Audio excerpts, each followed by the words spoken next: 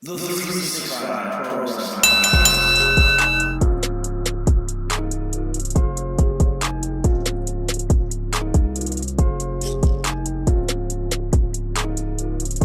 This is episode 55 of the 365 Pro Wrestling Podcast and 365 Nation. We have Miss Mandy taking over again today. She is going to be talking to Liiza Hall. We recently talked to her, but we got some different questions from Miss Mandy. So sit back, relax, and enjoy the ride. Hi, Miss Mandy here for 365 Wrestling. I'm here with Liiza Hall. How you doing? I'm doing great, thanks. Thanks for having me. How are you? It's a pleasure to have you. I'm really good. So we wanted to know, what was your debut match? My debut match was in Vancouver, September 11th, 2016, versus Malaya Hosaka and Chelsea Green. Yeah, and I was tagging with my sister Bambi, which was really cool. That would be really fun. What was one of the most memorable things from that match? I would say definitely, it was the first time I went in front of a crowd, so just that feeling of actually having people watching you wrestle instead of just being at a school and like learning or doing stuff. So I mean, it was probably the crowd, yeah. Made it a little more real for you then? Yeah, and more like nerve-wracking. I'm like, I don't know what I'm gonna do. Like, I feel like I forgot a lot of stuff that I was supposed to do. So, what was a piece of advice you would give yourself now if you could go back in time? Ooh, to when I was training? Before your first match. Before my first match. Ooh. I'd probably tell myself to not talk as much. I definitely talked way more than I should have, and I should have listened, so just be a little bit more quiet.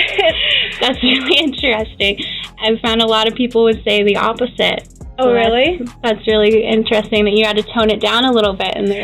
Yeah. Well, I was just having fun, and they were like, oh, like, this is your first match, like, relax. Like, you could take it down a notch. So, being the daughter of a pretty established wrestler, was there extra pressure on you, do you think? Oh, for sure.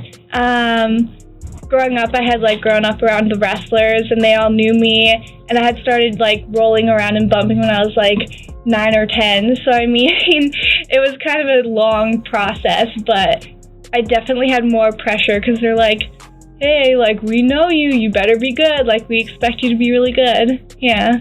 Well, especially coming from like a line of such like great female wrestlers. Your sister Bambi obviously is a great one as well. Who actually, like, would you say trained you?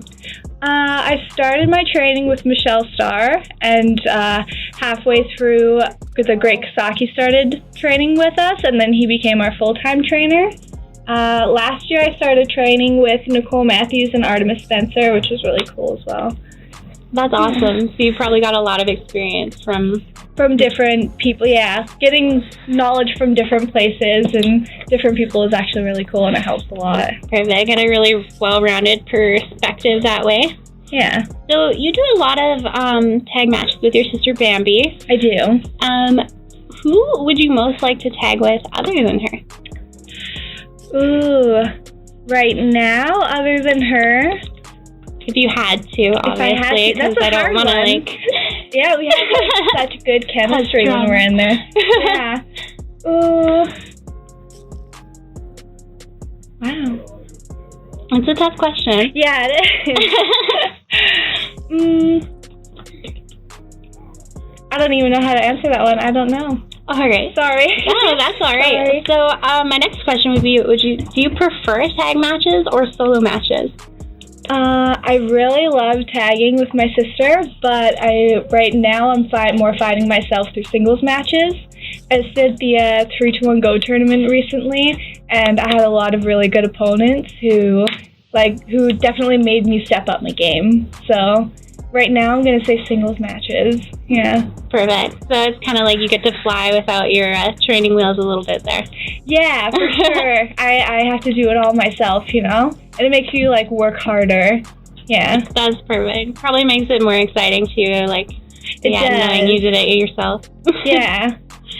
So where do you see yourself in the next 5 years? In the next 5 years, I would really like to go to England. They have a style there that I really like, and their indie scene right now is just crazy. They have so many promotions and just so much going on. I mean, WWE UK, NXT UK is over there, and just the product it's different. Yeah.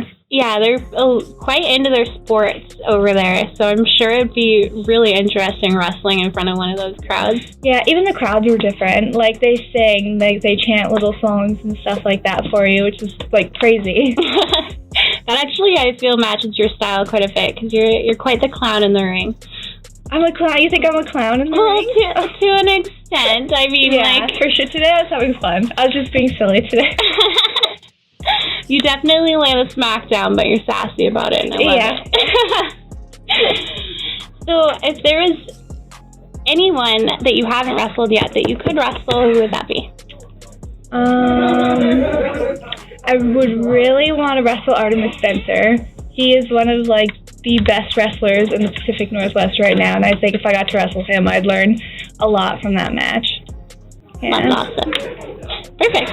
So it was really nice having you on the podcast, and we're looking forward to seeing what you do in the future. Where can all of our fans find you?